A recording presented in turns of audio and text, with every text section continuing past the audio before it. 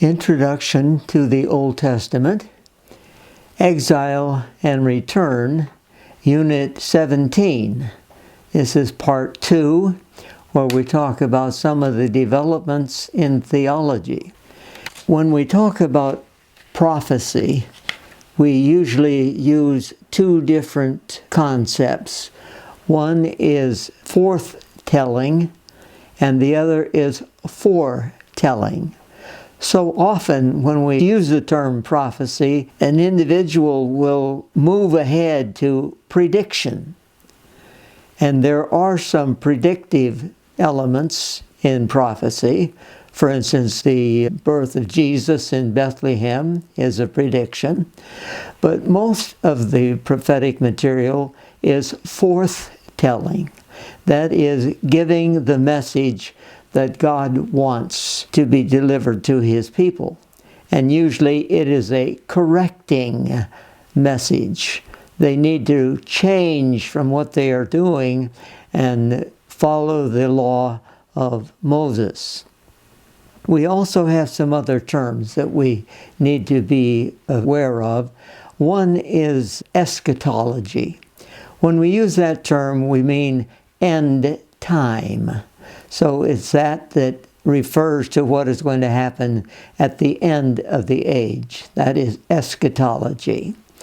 And then we also have the terms apocalyptic. And apocalyptic is a little bit different. The word designates both the genre of literature, and we have the Jewish and Christian apocalypses, such as the book of Daniel or the book of Revelation. And it also is the characteristic ideas of that literature. Within the canon, apocalyptic is represented especially by these two books, Daniel and Revelation. I want to deal with the example of Daniel first. And we won't go into every detail in the book of Daniel because some of it is historical. That is, the taking of Daniel and his friends to Babylon, and the way in which they are treated, and the way Daniel refuses the food that has been prepared for him. And then we have the 3 Hebrew children that are in the fiery furnace. Now that is historical. What I'd like to do is to take a look at chapter 2, which is the dream of Nebuchadnezzar, and then the apocalyptic material of Daniel, which is from chapter 9 to chapter 12. Now in chapter 2, Nebuchadnezzar has a dream, and nobody can interpret it except Daniel. And I will not deal with the dream itself, but with the interpretation. In chapter 2, verse 26, the king asked Daniel, also called Belteshazzar, that is his Babylonian name, "Are you able to tell me what I saw in my dream and interpret it?" Daniel replied, "No wise man, enchanter, magician, or diviner can explain to the king the mystery he has asked about. But there is a God in heaven who reveals mysteries. He has shown King Nebuchadnezzar what will happen in days to come. Your dream and the visions that pass through your mind as you lay on your bed are these." And he repeats in the dream, beginning with verse 29, "As you were lying there, O king, your mind turned to things to come, and the revealer of mysteries showed you what is going to happen. As for me, this mystery has been revealed to me, not because I have greater wisdom than other living men, but so that you, O king, may know the interpretation, and that you may understand what went through your mind. You looked, O king, And there before you stood a large statue, an enormous, dazzling statue, awesome in appearance. The head of the statue was made of pure gold, its chest and arms of silver, its belly and thighs of bronze, its legs of iron, its feet partly of iron and partly of baked clay. While you were watching, a rock was cut out, but not by human hands. It struck the statue on its feet of iron and clay and smashed them. Then the iron, the clay, the bronze, the silver, and the gold were broken to pieces at the same time and became like chaff on a threshing floor in the summer. The wind swept them away without leaving a trace, but the rock that struck the statue became a huge mountain and filled the whole earth. Now, it is this rock that is the most important thing in this vision or dream that Nebuchadnezzar had. But we are also told what the various parts mean. The head of gold represents Nebuchadnezzar himself. You notice that the statue has gold, silver, bronze, iron.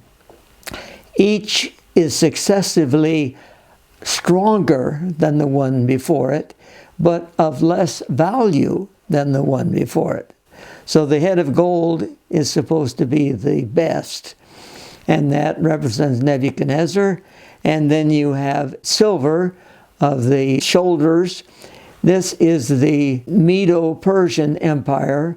And then the bronze is going to be the Greek Empire, and the iron will be the Roman Empire. So we are told that there are 4 successive kingdoms that will come upon the earth. But the important thing is the rock that strikes the image and destroys it. So God's kingdom eventually replaces every other kingdom on earth. Now let's go to chapter 7, the Daniel's dream of 4 beasts. It says, in the first year of Belshazzar, king of Babylon, Daniel had a dream, and visions passed through his mind as he was lying on his bed. He wrote down the substance of his dream. Daniel said, in my vision at night I looked, and there before me were the 4 winds of heaven churning up the great sea. 4 great beasts, each different from the others, came up out of the sea.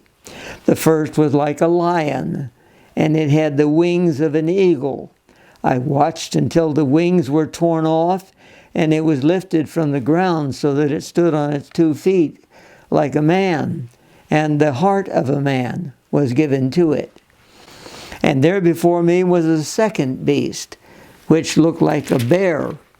It was raised up on one of its sides, and it had 3 ribs in its mouth between its teeth. It was told, get up and eat your fill of flesh.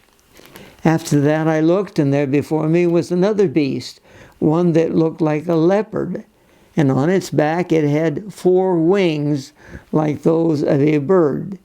This beast had 4 heads, and it was given authority to rule.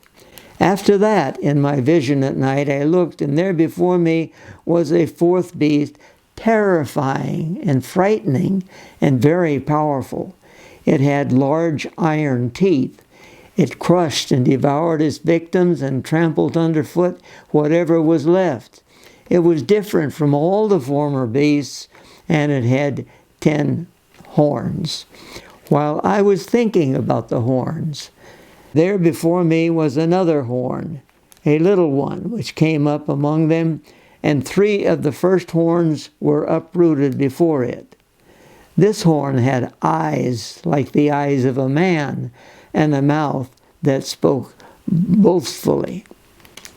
And then going to verse 11, I continued to watch because of the boastful words the horn was saying.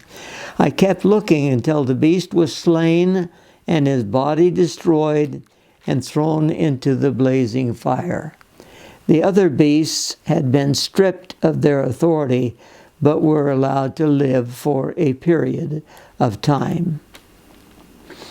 And then in verse 13, in my vision at night I looked, and there before me was one like a son of man, coming with the clouds of heaven.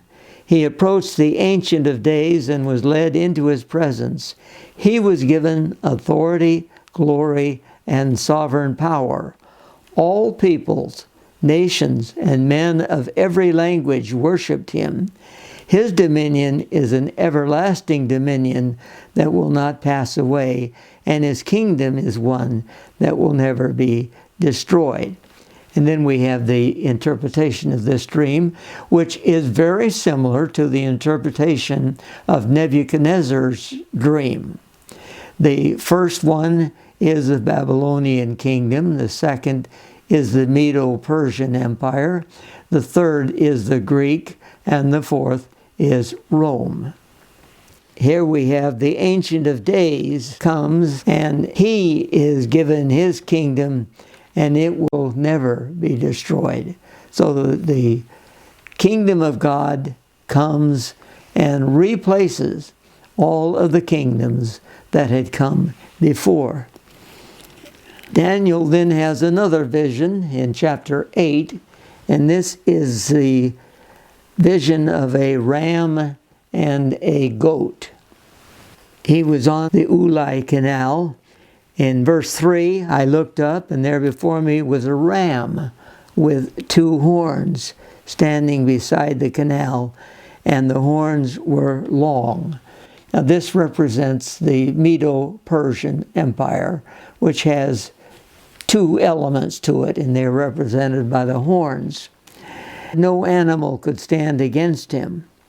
Then in verse 5, as I was thinking about this, suddenly a goat with a prominent horn between his eyes came from the west, crossing the whole earth without touching the ground. He came toward the two-horned ram I had seen standing beside the canal and charged at him in great rage. The goat is the Greek Empire that comes with Alexander the Great. And the horn represents Alexander. But then we see in verse 9, out of one of them came another horn, which started small, but grew in power to the south and to the east and toward the beautiful land. The kingdom of Alexander divided into 4 parts. 2 parts are connected with Israel. One is the Seleucid Empire, and the other is the Ptolemaic Empire in Egypt.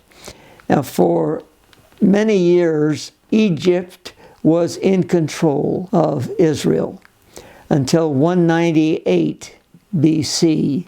And at that time, the Seleucids then, at the Battle of Panias, came in control of Israel. And it was devastating for Israel because they kept taking away the freedom of the nation of Israel, and they caused a lot of problems. This Seleucid Empire was Antiochus III, Antiochus IV, and they did away with the freedom that the Jews had to worship God as they wanted to. In chapter 9, there is a prayer of Daniel. It says, in the first year of Darius, son of Xerxes, a Mede by descent, who was made ruler over the Babylonian kingdom, in the first year of his reign, I, Daniel, understood from the scriptures, according to the word of the Lord given to Jeremiah the prophet, that the desolation of Jerusalem would last 70 years. Now, we saw this earlier when we talked about Jeremiah and his prophecy, And the captivity of Israel lasted approximately 70 years, and then they were allowed to come back at the decree of Cyrus. Now here we see that he had taken the 70 years of Jeremiah and made them into 70 weeks. So it's 70 times 7. And one of the difficulties is to try to decide where the breaks are and what years are indicated by those breaks. In chapter 9 and verse 20, while I was speaking and praying, confessing my sin and the sin of my people Israel, and making my request to the Lord my God for his holy hill, while I was still in prayer, Gabriel came. He speaks in verse 24, 77s are decreed for your people and your holy city to finish transgression, put an end to sin, to atone for wickedness, to bring in the everlasting righteousness, to seal up vision and prophecy, and to anoint the most holy. So then we read in verse 23, no one understand this, from the issuing of the decree to restore and rebuild Jerusalem until the anointed one, the ruler, comes, there will be 7 sevens and 62 sevens. And the city of Jerusalem will be rebuilt. And we have to decide who issued the decree that is mentioned here. This decree is probably the one that is given to Nehemiah as he rebuilds the walls of the city.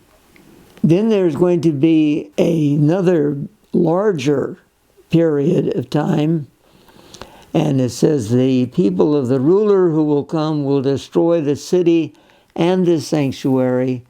The end will come like a flood.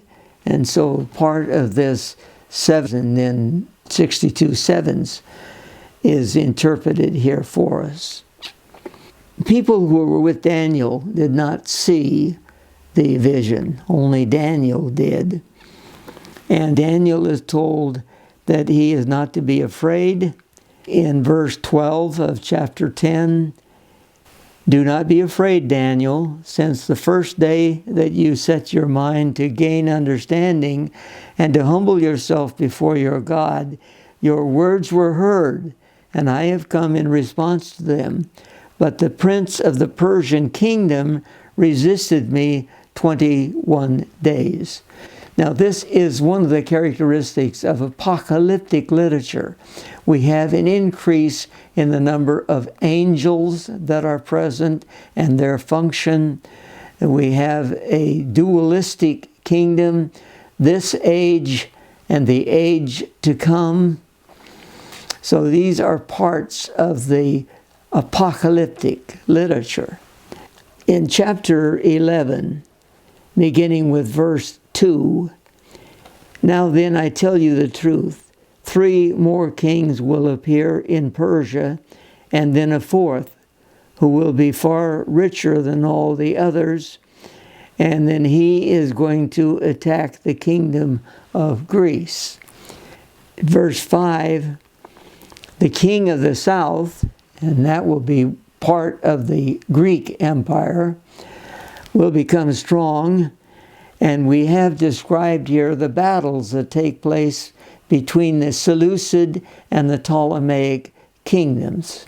And he goes on for quite some time, where there is a lot of intrigue and there's a lot of lying that takes place. And it finally ends with the Seleucids having control of Jerusalem. Now in chapter 12, Daniel talks about the end times. In verse 5, then I, Daniel, looked, and there before me stood 2 others, one on this bank of the river and one on the opposite bank.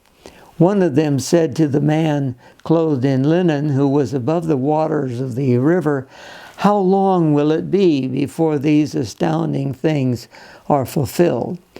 Now there are 2 angels mentioned here, And it is necessary that you have two witnesses to something that happens. And so they witness what is said by this person. The man clothed in linen, in verse 7, who was above the waters of the river, he lifted his right hand and his left hand toward heaven, and I heard him swear by him who lives forever, saying, it will be for a time, times, and half a time. And usually that is interpreted as 1 year, 2 years, and a half a year. So 3.5 years are designated by that. And when the power of the holy people has been finally broken, all these things will be completed. So it looks like the servants of God are going to be overcome by evil, and then the end will come. In verse 8, he says, I heard, but I did not understand. So I asked, my Lord, what will the outcome of all this be? He replied, go your way, Daniel, because the words are closed up and sealed until the time of the end. Many will be purified, made spotless, and refined, but the wicked will continue to be wicked. None of the wicked will understand, but those who are wise will understand. From the time that the daily sacrifice is abolished, and this is mentioned earlier that it will be, and the abomination that causes desolation is set up, and that usually is interpreted as Antiochus Epiphanes, it will be 1290 days. Blessed is the man who waits for and reaches the end of the 1335 days. Now this is probably some code that is used for the end of the age, and we are not told here what it is. Daniel doesn't finish what he started to say. And we have to go to the book of Revelation in chapter 22 to see the end. And that is where, again, God is going to intervene, which is one of the characteristics of apocalyptic, and he is going to bring an end to earthly kingdoms, and there will be the kingdom in heaven that will take its place. Now that is the characteristic of apocalyptic. We have an eschatological feature in the divine intervention. There's a universal judgment of the nations and a new age of salvation in which the cosmos will be radically transformed. Now we see that in both Daniel and the book of Revelation, where earthly kingdoms pass away and the new age comes, which is one where God is in control completely. The apocalyptic doctrine of the resurrection of the dead is emphasized in the book of Daniel. There is going to be a resurrection of both the wicked and the good, and then they will be judged. And of course, in the book of Revelation, we see this same thing that is mentioned.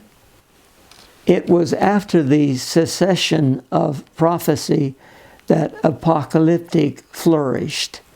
It was a literature that was distinct from prophecy. Apocalyptic flourished, especially in times of national crises. And we see that in the book of Daniel, and we see it also in the book of Revelation. In literary terms, apocalyptic is a highly stylized form of literature with its own conventions of symbolism and terminology, continually feeding on Old Testament sources. It is a literature of dreams and visions. The apocalyptists were not themselves prophets. They lived in an age when prophecy had ceased, but they were inspired as they reinterpreted the prophetic material. The apocalyptists' inspiration was the source not so much of fresh prophetic revelation as of interpretation of the revelation already given through the prophets. Now, we also have some other groups that come to the fore in this last age mentioned in the New Testament. As I've already mentioned, angelology becomes more important, and demonology, and then the resurrection and the life beyond is emphasized. And we also have the Messiah and his role and the Son of Man. Now, in the Old Testament, the people of the book, and this is mentioned in the Islamic material, if you have any difficulty in understanding what the Scripture says, you look to the people of the book. The people of the book, of course, are the Jews, and you have the Torah that is emphasized, and you have several sects that are mentioned. You have Pharisees, Sadducees, Essenes, and Zealots. We read quite a bit about the Pharisees in the New Testament. The Pharisees are those who stuck with the law of Moses. They emphasized that.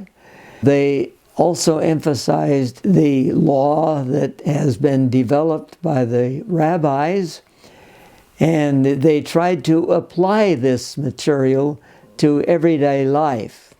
Jesus condemns them many times because they are hypocrites. They talk about God in his law, but it says you go and you find a foreigner, convert him to Judaism, and he becomes a person more unlawful than you.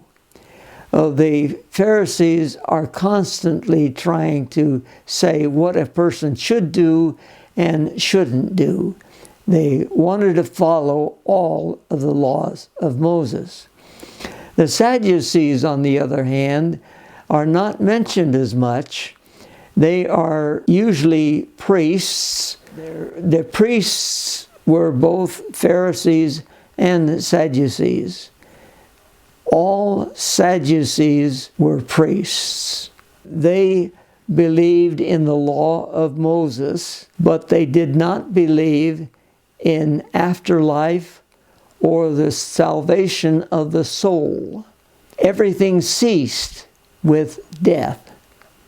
And they're the ones who asked Jesus about the brothers who had the same wife, and then what was going to happen in the resurrection. Well, they didn't believe in a resurrection.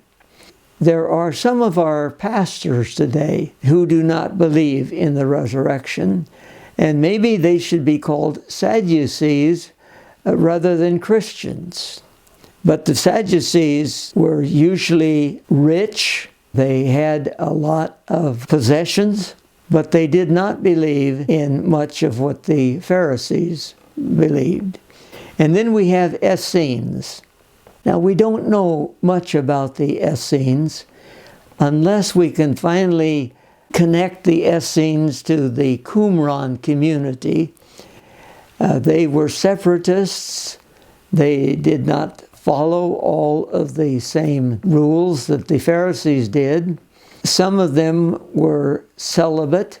They did not marry. And the way in which the group continued to exist was that you have people that are tired of their present life and they want something more. And so they join with the Essenes to live a more holy life, one that seems to have more meaning. And then the final group is the Zealots. This was founded by a fellow in his revolt against Rome in 6 AD, and they are extreme in their attitudes. They did not believe in paying taxes to Rome because God is the ruler of the nation of Israel, and He is the only one who should be given taxes. The people at Masada were zealots, and they were wiped out by the Roman army in 73 AD. They did not exist after that. There was no reason for them to exist since the nation of Israel had ceased to be. So those are the four groups that are mentioned by Josephus in his writings.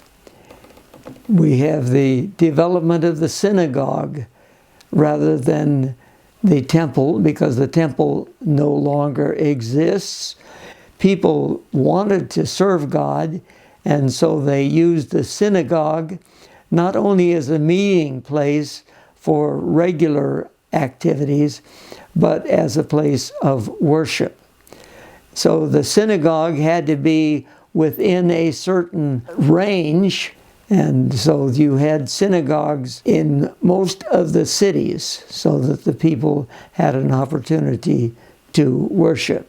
So that basically is the development of the religion and its activities after the exile.